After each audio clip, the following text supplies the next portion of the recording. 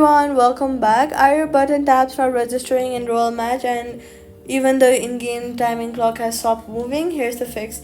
First go to settings, then go to accessibility, then go to touch and make sure that touch recommendations is turned off since this feature changes how iOS interprets taps and can cause a match 3 game to stop registering swipes and button presses correctly. If that's already off, then clean your screen with a soft dry cloth since a smudged or wet screen is a common cause of missed taps.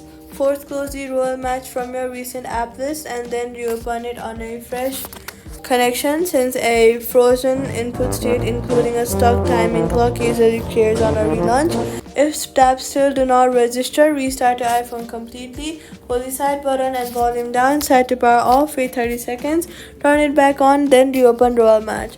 All you've got to do is check touch on recommendations, clean your screen, force close and reopen, then restart your iPhone if they're unresponsive. Controls and timing clocks works again and that's it. Subscribe.